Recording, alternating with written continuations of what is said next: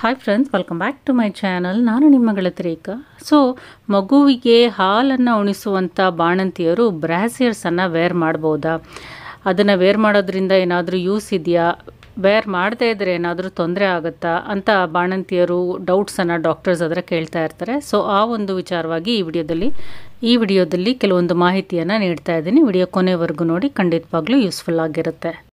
ಪ್ರೆಗ್ನೆನ್ಸಿಯಲ್ಲೇ ಮಹಿಳೆಯರಿಗೆ ಒಂದು breast size ಅನ್ನೋದು ಚೇಂಜ್ ಆಗ್ತಾ ಇರುತ್ತೆ, ಸ್ಕಿನ್ನಲ್ಲಿ ಚೇಂಜ್ ಆಗ್ತಾ ಇರುತ್ತೆ. ಅದ್ರ ಜೊತೆಗೆ ಬ್ರೆಸ್ಟ್ ಸ್ಯಾಗಿನೂ ಸಹ ಆಗ್ತಾ ಇರುತ್ತೆ, ಬ್ರೆಸ್ಟು ವೆಯ್ಟ್ ಪುಟಪ್ ಆಗೋದ್ರಿಂದ. ಸೊ ಡೆಲಿವರಿ ನಂತರ ಒಂದು ಹಾಲು ಉತ್ಪತ್ತಿ ಆಗ್ತಾ ಇರೋದ್ರಿಂದ ಆ ವೆಯ್ಟ್ಗೆ ಬ್ರೆಸ್ಟ್ ಅನ್ನೋದು ಸ್ಯಾಗಿನೂ ಸಹ ಆಗೋದಕ್ಕೆ ಸ್ಟಾರ್ಟ್ ಆಗುತ್ತೆ. ಕೂಪರ್ ಲಿಗಮೆಂಟ್ ಅಂತ ಒಂದು ಲಿಗಮೆಂಟ್ ಇರುತ್ತೆ, ಅದು ಬ್ರೆಸ್ಟ್ ಸೈಜನ್ನು ನಾರ್ಮಲ್ ಆಗಿ ಇರೋದಕ್ಕೆ ಹೆಲ್ಪನ್ನು ಮಾಡುತ್ತೆ. ಸೊ ಮಿಲ್ಕ್ ಉತ್ಪತ್ತಿ ಆಗ್ತಾ ಇರೋದ್ರಿಂದ ಆ ವೆಯ್ಟ್ಗೆ ಈ ಒಂದು ಲಿಗಮೆಂಟ್ ಅನ್ನೋದು ಸ್ಯಾಗ್ ಆಗುವಂಥ ಚಾನ್ಸಸ್ ಇರುತ್ತೆ. ಸೊ ಇದು ಸ್ಯಾಗ್ ಆಗೋದ್ರಿಂದ ನಾವು ಕಂಪಲ್ಸರಿಯಾಗಿ ಬಾಣಂತಿಯರು ಒಂದು ಬ್ರಾಸನ್ನು ವೇರ್ ಮಾಡಲೇಬೇಕಾಗತ್ತೆ. ಸೊ ಮಾರ್ನಿಂಗ್ ಟೈಮು ಕಂಪಲ್ಸರಿಯಾಗಿ ಬ್ರಾಸಿಯರ್ಸನ್ನು ವೇರ್ ಮಾಡಲೇಬೇಕು. ಇನ್ನು ನೈಟ್ ಟೈಮು ಸಹ ವೇರ್ ಮಾಡಬೇಕಂತ ಹೇಳಿದ್ರೆ, ನೈಟ್ ಟೈಮು ನಿಮಗೆ ಅನ್ಕಂಫರ್ಟಬಲ್ ಆಗಿ ಫೀಲ್ ಆಗ್ತಾ ಇದ್ದರೆ ಲೂಸ್ ಬ್ರಾಸಿಯರ್ಸನ್ನು ವೇರ್ ಮಾಡ್ಬೋದು, ಅಥವಾ ಹಾಕಿರುವಂಥ ಬ್ರಾಸಿಯರ್ಸ್ದು ಬ್ಯಾಕ್ ಸೈಡ್ ಹುಕ್ಕನ್ನು ನೀವು ರಿಮೂವ್ ಮಾಡ್ಬೋದು. ಸೊ ಇನ್ನು ಮಾರ್ನಿಂಗ್ ಟೈಮ್ ಆದರೆ ನೀವು ಯಾವ ರೀತಿ ಬ್ರಾಸಿಯರ್ಸನ್ನು ವೇರ್ ಮಾಡಬೇಕು ಅಂದರೆ, ಕಾಟನ್ ಅಥವಾ ಸ್ಪ್ಯಾಂಡೆಕ್ಸ್ ಅಂತ ಈಗ ಬರ್ತಾ ಇದೆ. ಅದು ತುಂಬ ಸ್ಕಿನ್ ಫ್ರೆಂಡ್ಲಿ, ಬ್ರಿಥಬಲ್, ಮತ್ತು ಅದು ಒಂದು ವೆಟ್ಟನ್ನು ಅಬ್ಸಾರ್ಬ್ ಮಾಡುವಂಥ ಒಂದು ಬ್ರಾಸಿಯರ್ಸ್ ಆಗಿರುತ್ತೆ. ಸೊ ಕಾಟನ್ ಅಥವಾ ಸ್ಪ್ಯಾಂಡೆಕ್ಸನ್ನು ವೇರ್ ಮಾಡಿದ್ರೆ ಬಾಣಂತಿಯರಿಗೆ ತುಂಬಾ ಬೆಸ್ಟು ಮತ್ತು ಕಂಫರ್ಟಬಲ್ ಅಂತ ಹೇಳ್ಬೋದು. ನಿಮಗೆ ಹಾಲು ಲೀಕ್ ಆಗ್ತಾ ಇದ್ರೂ ಸಹ ಈ ಒಂದು ಫ್ಯಾಬ್ರಿಕ್ ಬ್ರಾಸಿಯರ್ಸ್ ಅನ್ನೋದು ಅದು ಹೀರ್ಕೊಳ್ಳುತ್ತೆ, ಅಬ್ಸಾರ್ಬ್ ಮಾಡ್ಕೊಳ್ಳುತ್ತೆ ಈಸಿಯಾಗಿ.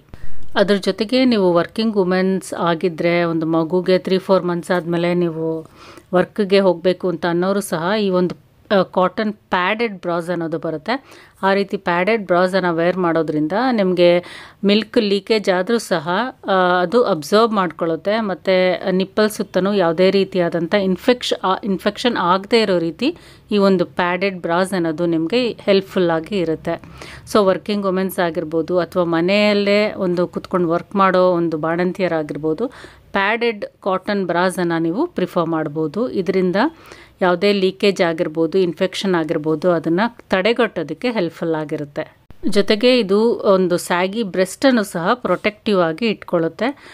ಅದ್ರ ಜೊತೆಗೆ ನೀವು ಪ್ಯಾಡೆಡ್ ಬ್ರಾಸನ್ನು ಯೂಸ್ ಮಾಡಿದ್ರೂ ಸಹ ಕಾಟನ್ ಸ್ಪ್ಯಾಂಡೆಕ್ಸನ್ನೇ ನೋಡಿಕೊಂಡು ಸ್ವಲ್ಪ ಫ್ರೀ ಆಗಿರುವಂಥ, ತುಂಬ ಟೈಟ್ ಆಗಿರುವಂಥದ್ದಲ್ಲದೆ ಸ್ವಲ್ಪ ನಿಮಗೆ ಕಂಫರ್ಟಬಲ್ ಆಗಿರುವಂಥ ಸೈಜನ್ನು ಚೂಸ್ ಮಾಡಿಕೊಂಡು ವೇರ್ ಮಾಡ್ಕೋಬೇಕು. ಸೊ ಪ್ರೆಗ್ನೆನ್ಸಿ ಟೈಮಲ್ಲಿ ಒಂದು ಬ್ರೆಸ್ಟ್ ಸೈಜ್ ಅನ್ನೋದು ನಾರ್ಮಲ್ ಆಗಿ ಇನ್ಕ್ರೀಸ್ ಆಗ್ತಾ ಬರುತ್ತೆ. ಅದು ಬಾಣಂತಿಯರಲ್ಲಂತೂ ಮಿಲ್ಕ್ ಪ್ರೊಡಕ್ಷನ್ ಆಗೋದ್ರಿಂದ ಬ್ರೆಸ್ಟ್ ಸೈಜ್ ಇನ್ನೂ ಸಹ ದೊಡ್ಡದಾಗುತ್ತೆ, ಜೊತೆಗೆ ವೆಯ್ಟ್ಗೆ ಸ್ಯಾಗಿ ಆಗುವಂಥ ಚಾನ್ಸಸ್ ಇರುತ್ತೆ. ಸೊ ಬಾಣಂತಿಯರು ಕಂಪಲ್ಸರಿಯಾಗಿ ಒಂದು ಕಂಫರ್ಟಬಲ್ ಆಗಿರುವಂಥ ಬ್ರಾಸಿಯರ್ಸನ್ನು ವೇರ್ ಮಾಡಲೇಬೇಕು. ಇನ್ನು ಮಗುವಿಗೆ ಬ್ರೆಸ್ಟ್ ಫೀಡಿಂಗ್ ಅನ್ನೋದು ಸ್ಟಾಪ್ ಮಾಡಾದ್ಮೇಲೂ ಕೆಲವರು 9 ತಿಂಗಳಿಗೆ, ಕೆಲವು 1 ವರ್ಷದ ನಂತರ ಒಂದು ಬ್ರೆಸ್ಟ್ ಫೀಡಿಂಗ್ ಅನ್ನೋದು ಸ್ಟಾಪ್ ಮಾಡ್ತಾರೆ. ಆ ಸ್ಟೇಜಲ್ಲೂ ಸಹ ನಿಮಗೆ ಒಂದು comfortable correct fitting ಬ್ರಾಸಿಯರ್ಸನ್ನು wear ಮಾಡ್ಕೊಳ್ಳೇಬೇಕಾಗತ್ತೆ.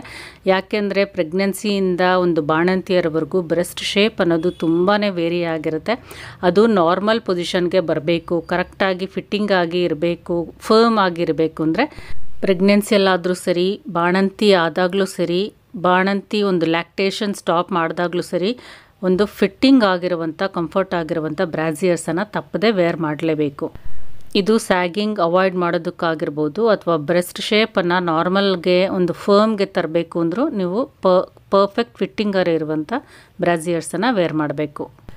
ಬೇಬಿಗೆ feed ಮಾಡ್ತಾ ಇರುವಂಥ ಬಾಣಂತಿಯರಿಗೆ ಕೆಲವೊಂದು ಸಲ ನಿಪ್ಪಲ್ಸ್ ಕ್ರ್ಯಾಕ್ಸು ಅಥವಾ ಇನ್ಫೆಕ್ಷನ್ಸು ಅಥವಾ ವೆಟ್ಟಾಗ್ತಾ ಇರುತ್ತೆ. ಅಂಥವ್ರಿಗೂ ಸಹ ಈ ಒಂದು ಬ್ರಾಸಿಯರ್ಸು ತುಂಬಾ ಕಂಫರ್ಟಬಲ್ ಆಗಿ ಫೀಲ್ ಆಗೋ ರೀತಿ ಹೆಲ್ಪ್ಫುಲ್ ಆಗಿ ಇರುತ್ತೆ. ಸೊ ಬಾಣಂತಿಯರು ಆದಷ್ಟು ಕಂಫರ್ಟಬಲ್ ಆಗಿ ಕಾಟನ್ ಸ್ಪ್ಯಾಂಡೆಕ್ಸ್ ಫ್ಯಾಬ್ರಿಕಲ್ಲಿರುವಂಥ ಬ್ರಾಸಿಯರ್ಸನ್ನು ಫಿಟ್ಟಿಂಗ್ ಆಗಿ ವೇರ್ ಮಾಡೋದ್ರಿಂದ ತುಂಬಾ ಬೆನಿಫಿಟ್ಟೇ ಇರುತ್ತೆ ಹೊರತು ಯಾವುದೇ ರೀತಿಯಾದಂಥ ತೊಂದರೆ ಆಗೋದಿಲ್ಲ. ಸೊ ಫ್ರೆಂಡ್ಸ್, ಈ ವಿಡಿಯೋ ಇಷ್ಟ ಆಗಿದರೆ ಲೈಕ್ ಮಾಡಿ, ಶೇರ್ ಮಾಡಿ, ಕಮೆಂಟ್ ಮಾಡಿ. Thank you for watching.